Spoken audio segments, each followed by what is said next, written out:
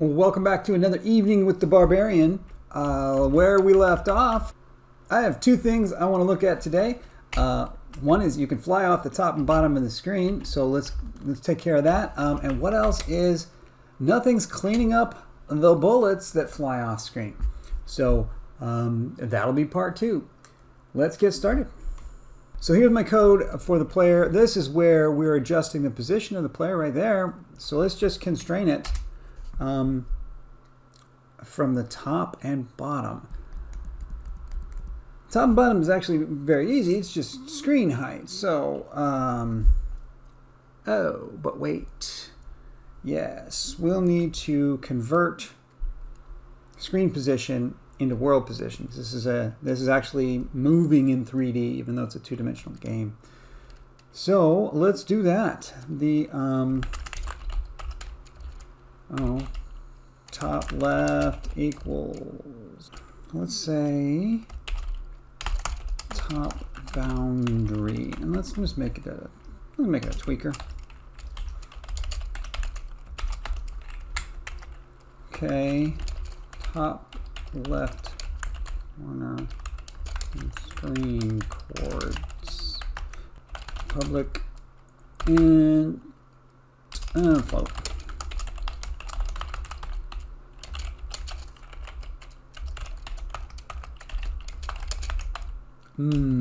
Let's make it a fraction. Let's make it a fraction because I want it to scale, right? I don't want it to be tied to screen size, and I don't want to bother doing the calculations. So let's just say 0.55%, within 5% of the top of the screen. So this is not screen chords then, this is in view chords. And top left then equals camera main view to world point. Top left converted to world chords. Let's go debug log top left. Let's just print that out and see if I've got it right or if I've got it upside down. I should probably, yeah, that's fine. Let's see. All right, so the coordinates of the top left is negative 3.6. The player is at 0. The player, yes, it looks like I got the bottom coordinates. That's the bottom coordinates. Okay, and let's put the lava at a little bit more than that. Okay, so the top left is top boundary, go to definition, is, let's call it 90%, and public float and bottom boundary is 0.05, 50%, 5%. So let's see here. Let's call this bot right, just because I'm not going to use the left right of it at all.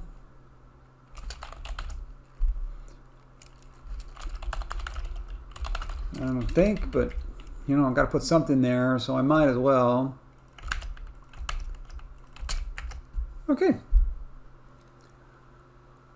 And then let's just say pos.y equals mathif.clamp pos.y bot right.y top right.y, and it's not bot right, it's bot top left. There you go. That should constrain the player to the top and bottom of the screen. Let's check it. All right, and then they're tweakable, so you just can easily tune them like so. Wait. 0.15, 0.2, a little lower, 0.17, How's that? Does that look about right? Or maybe 0.18. Let them skim the lava. Oh, no, wait. Other way. 1.6. Yeah. So that's good. You can just skim the lava. Okay, let's get the top. 0.95. Should I stick my horns off the top of the screen, or should I be a little bit more constrained? Let's be a little more constrained. 0.94. There you go. I'll just skitter my horns right at the top of the screen. Okay. All right. 9416.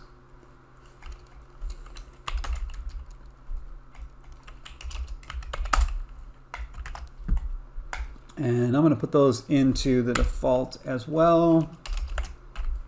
From now on, just if I recreate. Okay, that's done. Every time you have an atomic task, you should commit. So this is constrain the player to this top bottom of the screen. Boom. And you don't have to push every time, but I will. I'll push it, just so it's up there. You never know when you're going to want to switch to another computer.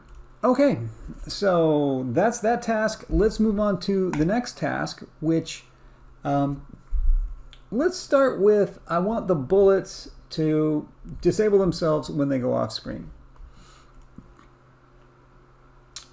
Weapon bullet.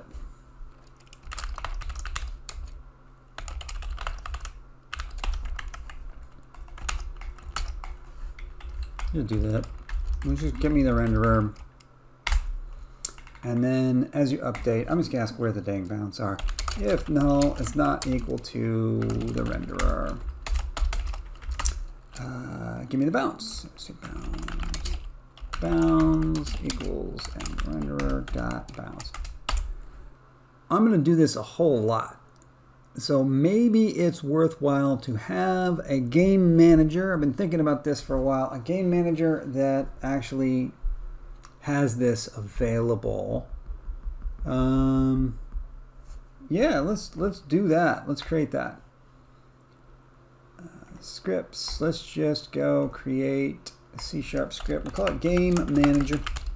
Game manager or just game? Game manager. I think people like calling things manager. And it puts a little gear on it. That's cute. Okay. As long as I'm doing a game manager, I'm going to take the opportunity to do something I like to do, which is an automatically generated object.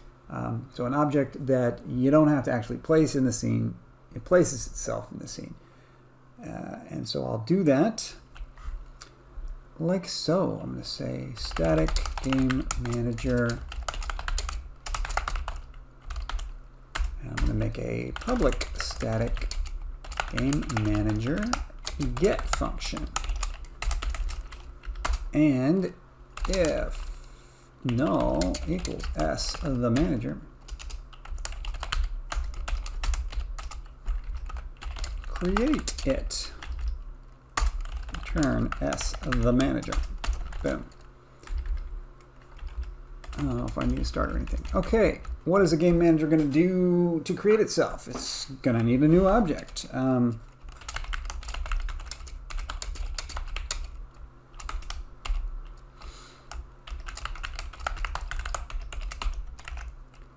Okay, create an object, and then let's say s of the manager equals ob.add component a game manager.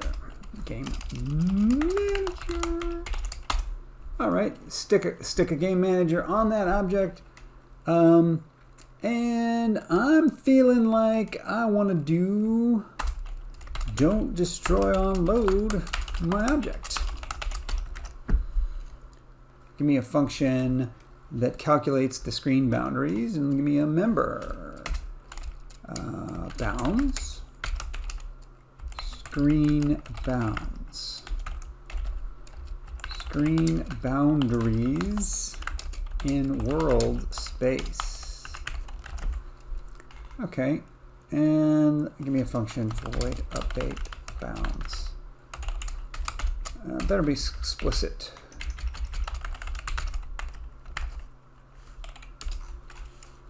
Okay, and I'm going to call that function at start time. In fact, let's just start at wake, and let's call it in update. Down the road, I'm feeling like I won't have to call it every frame, only if the resolution of the game changes, which I think I can post for an event, but it's not going to, I'm calling it once per frame. That's not going to kill me. So how do I do that? I'm going to say vector3 top left equals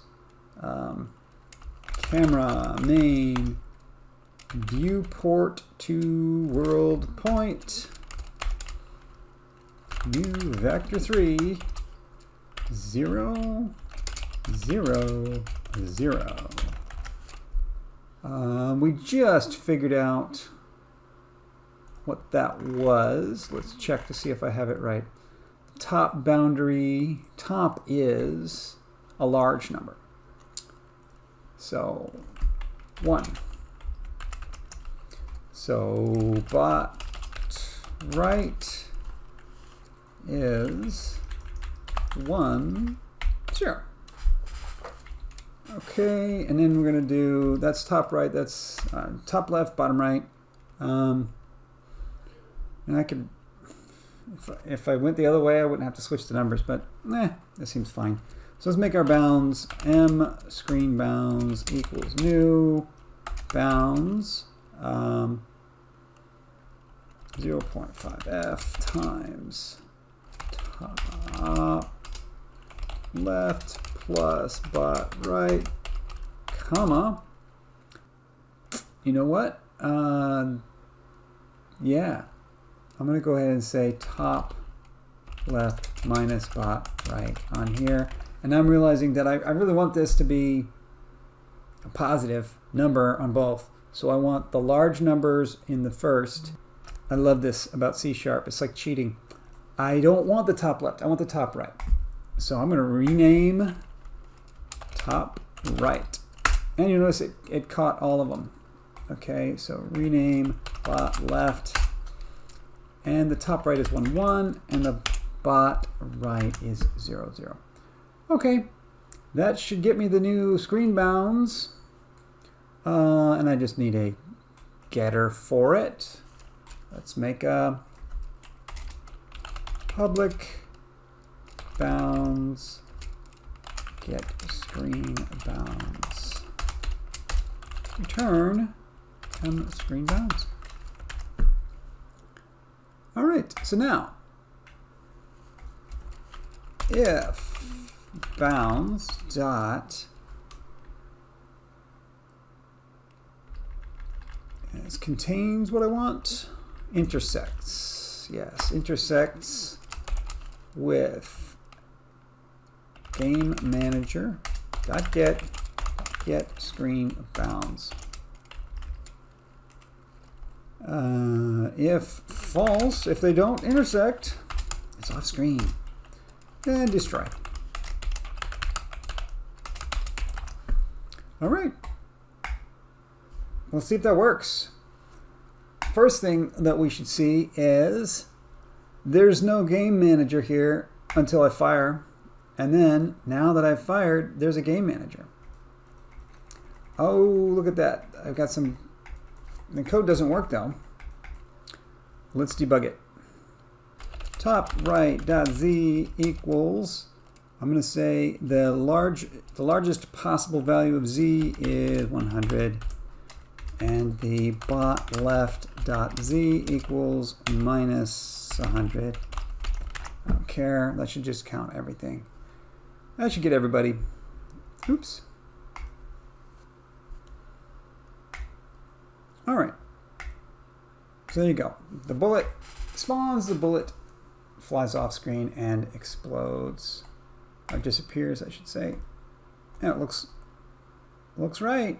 Okay, there it goes. That's bullets constrained to the screen. Okay, and I also have this useful game manager object, which is auto-generated. Let's see how long I can get away with that without even needing a prefab for it or anything. Okay, let's commit what we've got here. All right, we're going to want to add that game manager. Okay, and we're going to say this is bullets delete when off screen. Commit, and I'll go ahead and push it. Okay, as long as I'm in here working on bullets, there's maybe one more thing I want to look at tonight, and that is all of these. There's going to be a lot of bullets in this game, and all of these creations and destructions of game objects that are necessary for these bullets when the weapons fire. I don't want to do that. Instead, I want to create a static pool. I'm going to create a pool of objects that when you ask for a bullet, it's going to pull a bullet out of a pre-existing pool of bullets and fire that. Okay, so I've already done this. So no need to repeat that code. Let's just steal this code and see if it needs any updates or anything. So I'm just going to grab the whole folder, object pool. What does that do? I have pooled object. Okay, a pooled object, cool, is just this thing. And I have object pool. The object pool is how many objects we're going to have in the pool. These are the objects, and there's a prefab, and yeah, that rocks. Okay, let's do that. Weapon, the way it's running right now, it's got a bullet prefab. Okay, so we're going to make a bullet pool. And when you fire the bullet, we're going to say bullet object is m object bullet pool dot spawn. What did I call it? Create. Is it spawn? No. Allocate. Are there arguments? Allocate. Oh, position. Cool. Get fire pos goes there.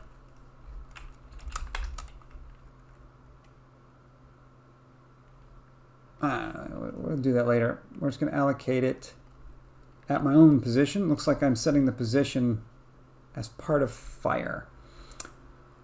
Yeah, I don't know. Let's put a comment here.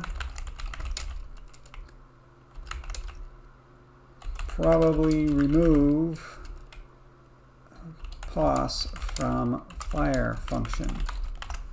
We'll look at that later. Okay, so that should do that. Takes care of that. And then the bullet itself doesn't destroy itself. Bullet should be a pooled object, which means it should do free me. Boom. I forgot to hook it up. That goes there. Okay, let's save that. Okay, we're firing. And they're coming out of the pool. Let's see that they fire. Boom, boom, boom, boom, boom. Okay, excellent.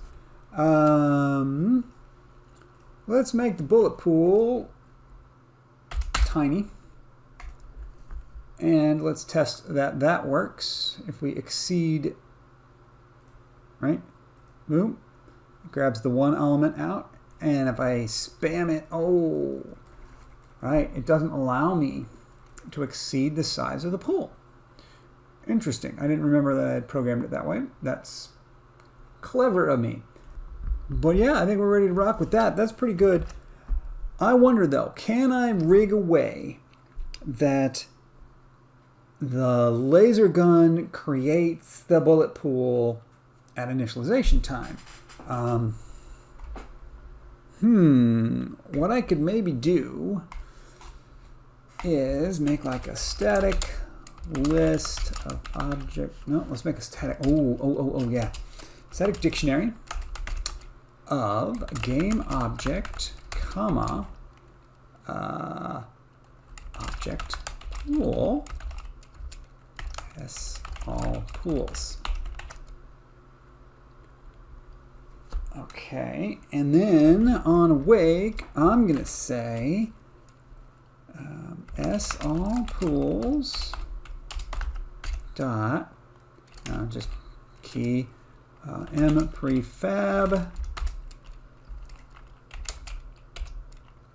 equals this. Yeah, boom. Okay, so now I have a dictionary of all the available pools, all the pools that have been created. And let's make a public static create, say get pool. Get pool game object prefab, comma, int num. We're going to need the number. And we're going to say it's going to return an object pool. So what do? We say if s all pools dot contains key prefab. If you got that prefab, then object pool. Just return it. Screw it. Return s all pools prefab. And unfortunately, you will not be allowed to change the number in that case. But if you're the first one to ask for a pool, I'm going to say s all pools. Oh, yeah, I'll refactor this. Prefab equals. I'm going to create a new object.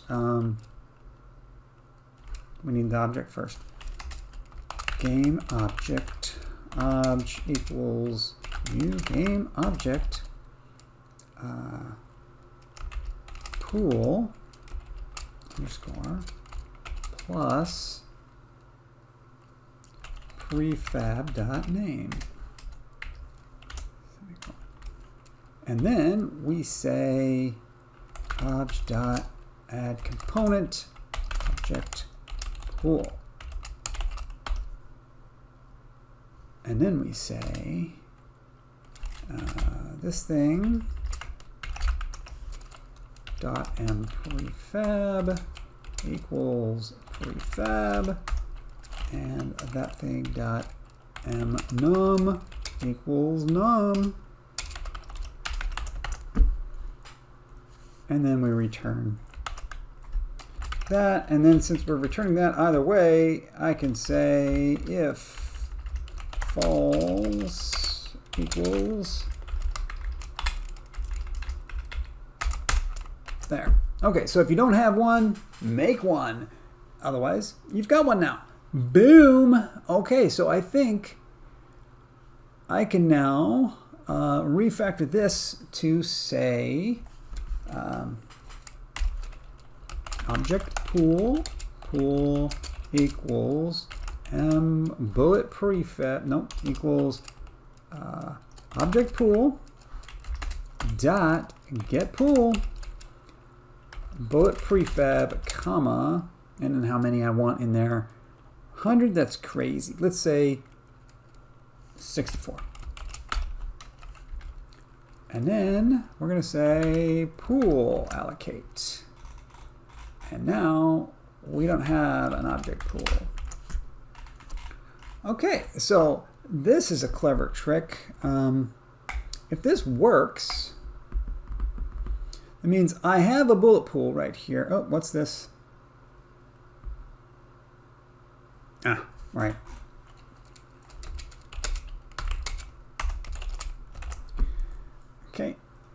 Let's go again.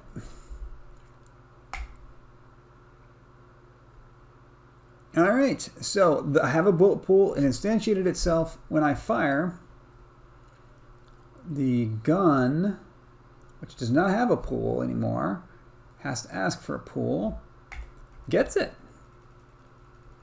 In fact, let's make this my tiny pool again. So that we can see there's one laser in there and it gets it and fires it and then recycles that back. Awesome. So if you have a pool, it finds the pool. But guess what? Boom. What if we don't have a pool? If we don't have a pool at all, oh, we got some null references. It created the pool. Argument value cannot be null. Okay, here we are. We're firing a bullet.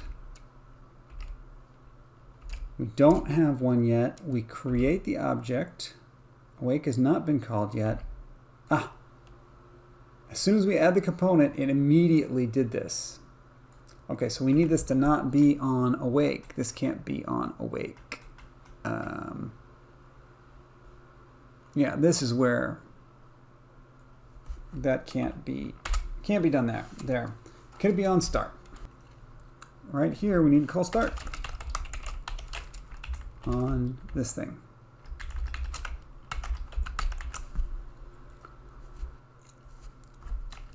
Let's do if null equals m pool, because we don't want to create the pool a second time. Okay, so in this case somebody calls start twice for some reason. Okay. Boom, we got no pool, we hit fire. Now we have the pool of laser bullets automatically created. Look at that. Isn't that clean? Okay, so let's review real quick right before I commit that. What did we do here? I made the laser gun has a prefab, so the weapon has a bullet prefab on it. So I'm going to insist that all bullets are poolable objects, and so I added a function to get, for a given prefab, get the pool. So that will get the pool, and not only will it get the pool, but if the pool doesn't exist yet, it will allow you to create one. I did have a snag there where I was putting the initialization of the pool in the awake, but that's no good because the awake is called immediately, and I haven't yet filled in the data for these objects. So I'm going to go ahead and let the awake fire as part of the construction, then fill it in, and then I need to manually initialize, and I did that with the start function.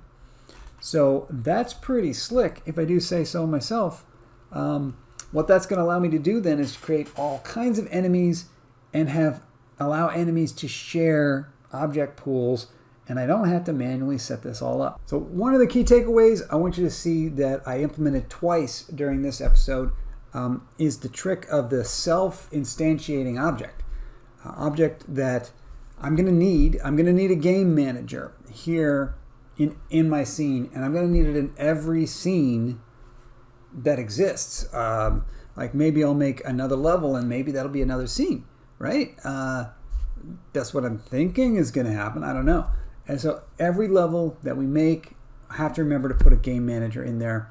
Something if people find irritating, you forget all these little things you have to throw in there.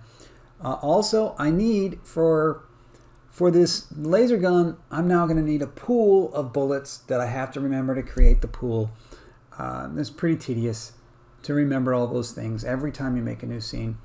So there's a little trick. We make the self-instantiating object that when you ask for it, if it doesn't already exist, we create one. So there's the game manager that was created by the bullet and the pool of bullets that was created by the weapon. The laser gun created this pool for itself to use. So I'm going to call that the end of an episode for tonight. What did we do? We practiced object pools. We had some fun with calculating screen boundaries, and showed you that really key trick here with the self-instantiating objects that I really like to use. And maybe in a future episode, we'll see that possibly we'll need to hang some data on those. Like this game manager, for example. Right now it's got no data elements to it, and that's why I'm able to do this sort of thing. But what if I do need data on there? What I'll need is a prefab of some kind for that. And in a future episode, if that happens, and I assume it will at some point, we'll hang some data on that, and then we'll have to create a prefab for that. And this self-instantiating object will have to load that prefab. And that'll be fun. So next time, what do I think we do next time? I'm thinking maybe it's time for some enemies. We're going to need something to shoot at. So that will be next time. Okay, I'll see you on the log.